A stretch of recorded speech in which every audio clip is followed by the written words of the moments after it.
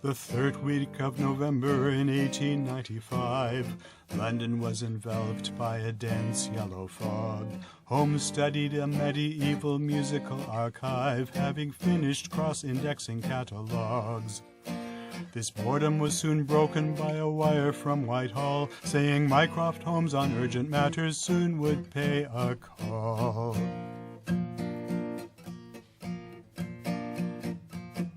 Young Cadogan West, a clerk at Woolwich Arsenal, was found with head crushed in beside the tracks where he did fall. His ticket for the underground was nowhere to be seen, but 7 of the 10 plans for Bruce Partington submarines. There were only 2 keys for the safe in which the plans were kept, one held by Sir James Walters, who could not be a suspect.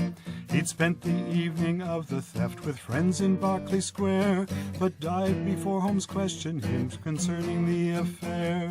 The other key was kept by Sidney Johnson, senior clerk, a horrid little man. He probably stole the plans, but Holmes' seduction soon produced a glimmer in the dark. The man without a ticket, now there's a sticky wicket. No bloodstains on the ground, nor in the train were found. One possibility remained, he was on top of the train. His body fell off when the train went around the bend.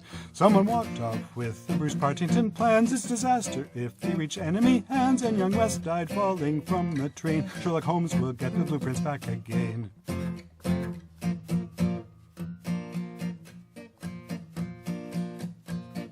Sherlock Holmes asked Mycroft for a list of foreign spies, and found one where a railway track beneath his window lies.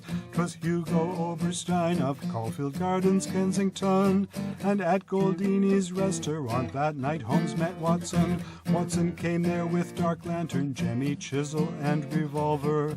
Sherlock said, "This case has been a bitch, but soon I'll solve her." The two committed burglary and found their bird had flown, but marks of blood remained on windowsill and steps of stone. Holmes discovered clippings in the Daily Telegraph, secret messages in code, all signed by Pierrot. So Holmes put his own message in the paper for a laugh. But would the villain bite? They'd wait until that night, and Holmes, while Watson frets, studies Lassus's motets. They met that night at 8, together lay in wait, with Mycroft and Lestrade. They finished off the job. Someone walked up with the Bruce Partington plans. It's disaster if they reach enemy hands, and young West died falling from the train. Sherlock Holmes will get the blueprints back again.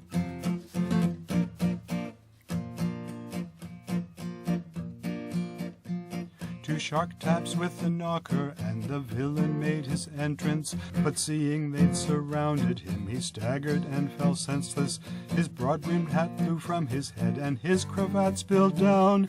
And it was Colonel Valentine who lay there on the ground. His dabbling on the stock exchange had got him in the red, and so he made a copy of his brother's key instead. But young West was suspicious and had to be liquidated. They put plans in his pocket so he'd be incriminated. Holmes made Valentine write to his contact in Paris, who said he could be proved, care of Hotel de Louvre. And so it was the baiting worked, the rest is history. And Hugo Oberstein in British jails did time. Colonel Val was sent to poke. Within 2 years he croaked. The plans had been retrieved, and Sherlock Holmes received, at conclusion of the story, a small token from Victoria. Colonel Walters told the Bruce Partington plans. Hugo Oberstein was a murderous man, and though nothing brings West from the dead, thanks to Holmes we can sleep safely in our bed.